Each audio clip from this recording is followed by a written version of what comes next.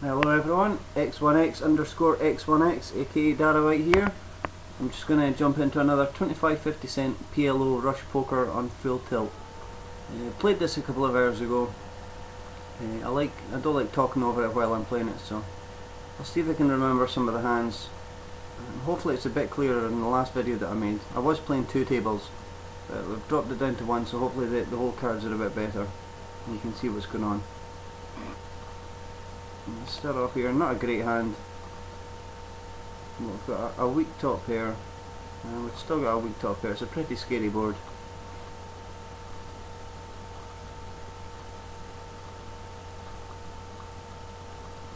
I'm pretty sure when he checks behind, he doesn't have a straight, so a tiny little value bet. I've got aces and kings with a 9 kicker, so it's not a bad river card actually, especially when he goes check check in the turn. So just a tiny little bet on the river, tiny value bet. And I'm sure if we look at your jack queen or something like that, I'm sure to look at the last hand. Yeah, and you had two pairs on the flop. So we got a nice little 50 cent value bet there. Got a double suited here. I've got 3 to Broadway, which is quite nice. The 2's a bit out of place. I'm not sure if I call the raise here. Well, there's value in it now. I've got to call. And we got top and bottom pair, which is not too great. And just check for a bit of pot control. You don't want to bet here and get somebody coming over the top raising. So when he goes fold, I'm pretty sure I call here, yeah. And again, just check for a bit of pot control. Pretty sure my jack 2 is good at the moment. But there's a lot of draws out there. If he's got a diamond draw with 8-9 or something like that playing for the straight, and then we fill up in the river. And we stick a little, probably too big a value bet actually. Yeah, I should have probably bet about $8 or $9. I'm pretty sure he just folds.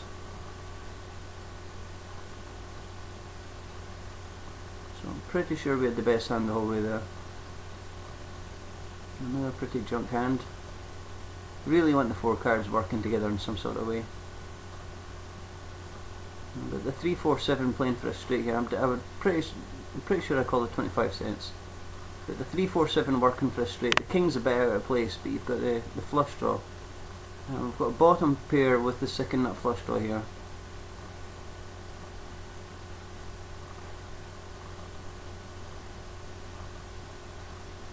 I definitely prefer 2 tables going at the same time. I don't even though it's rush poker, I don't have a lot of patience for hanging around. We've got top and bottom pair here with the king 3 with the king high flush draw. Obviously if somebody's got 10 jack, there's a straight on the board already, but we just like the flat call here, and then get the flush on the river. I'm sure he's got an 8 high flush or something. I'm sure we'll look at that at the last hand history. So it was an interesting play by him. He called on the turn chasing his heart draw, and then when the heart draw came in he just checked behind. But there's not much value in us betting the river there. Maybe he only had about $3 left, but maybe we could have put them all in. But I was happy enough just to take it down with the king high flush. Not much here, just second pair. Pretty easy to fold it out of position. But a playable hand here, double suited. We've got the 9-10 king playing for a straight. Obviously a 10 gives us a set. And we've got 2 straight flush draws. Well, a straight flush and a royal flush draw. I'm pretty sure I even called the $2.25 here. I don't like raising out big pre-flop. I prefer limp. If I want to play the hand, I'll maybe limp in and then call the raise instead of raising it and having to call a huge re-raise. So we've pretty much missed the flop here. We're basically just playing a pair of 10s at the moment, which is not too great at all. And it's a pretty easy fold. It's a scary continuation bet by this guy up at the top. Pretty garbage hand there. A playable hand here. I'm pretty sure I raise this up here. You want to isolate, potentially against, hopefully against the big blind, but just one of the blinds for sure.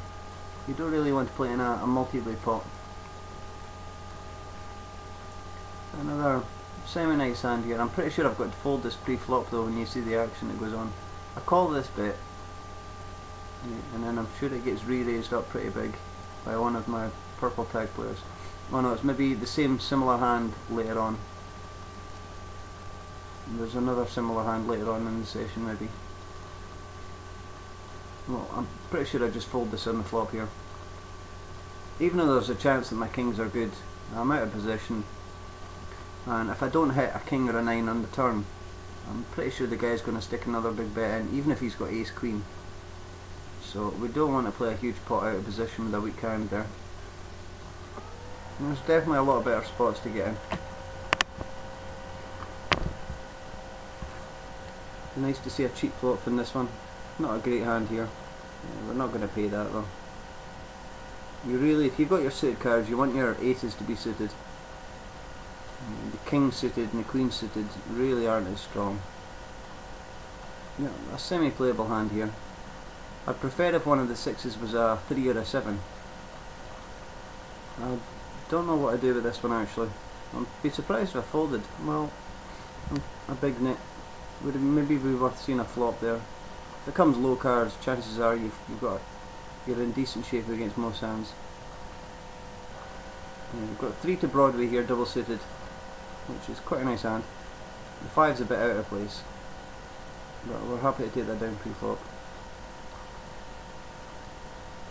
Again, we're basically just playing a pair of 10s here. I'll maybe call just to, I've got position on the guy post-flop, and it's always nice to flop quads, and there's no excuse for betting quads if you flop it. Just check and hopefully he catches up.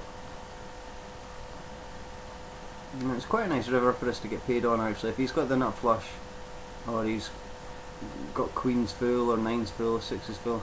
So we'll maybe stick 2 big arrays in there, and we'll give him a chance to get away. We could have maybe raised it to $22, $25. We're a lot more likely to get paid off. Pretty sure he folds, yeah.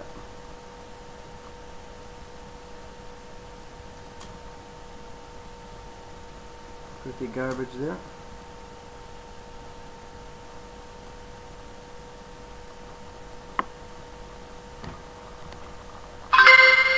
Virus database has been updated. Thanks very much.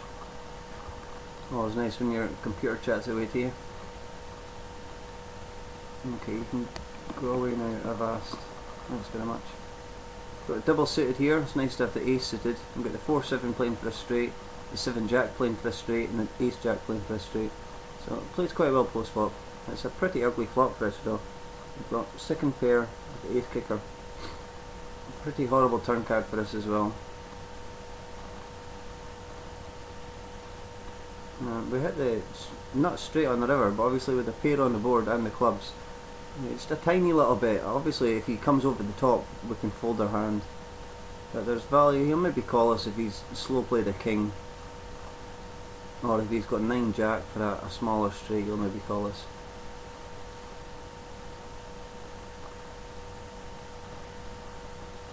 It's basically just naming our own price for the showdown. We don't want to check it and then he sticks out $1.50 or something. We're giving him the chance to bluff, so if we just name a price for our own showdown, and if he calls with a small flush, then so be it. We've not lost too much money. Quite a nice hand here. The 5's a bit out of place. We're double suited with the pocket kings. I'm not raising it up here trying to get them to fold. I'm just raising it up so that hopefully if I hit the flop, there's enough in the pot that I can start building a big pot. You can't really get many people to fold pre-flop in Omaha, unless it's gone raise, re-raise, re-raise sort of thing. So we check the flop just to make sure nobody had an 8, because if they've got an 8 they're going to be betting it because the flush draw is there. So when the queen comes on the turn, we're pretty sure our kings are good. I don't even know if I bother sticking a value bet in here. Pretty sure I just check behind. We're happy to take that down now. Obviously when the 9 comes on the river, a straight beats us. Yeah, he wasn't going to call much on the river, I don't think. It's quite a nice hand here. I've got 4 to a straight. So it's basically any 2 cards that come on the flop between a 3, 4, 5, 6, 7, 8, 9, 10. Then we've got a few outs. It's not a bad flop for us. It's not a great flop obviously. And we pick up 3 pairs, which you can only obviously use 2, so we're playing a pair of 9s and a pair of 7s at the moment.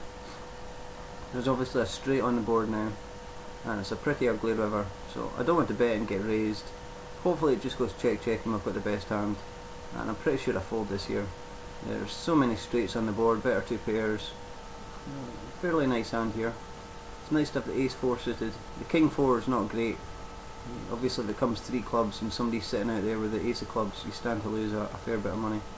But we've got a bottom set here, which is nice, but there's the 5-4 puts a lot of straight draws on the board, so we want to build the pot, because the chances are we've got the best hand at the moment, but we don't want to commit ourselves to the pot, and it's quite a nice turn card. Chances are we've still got the best hand, so we put a much bigger bet, looking to scare off the flush draws. I'm happy to take that down now.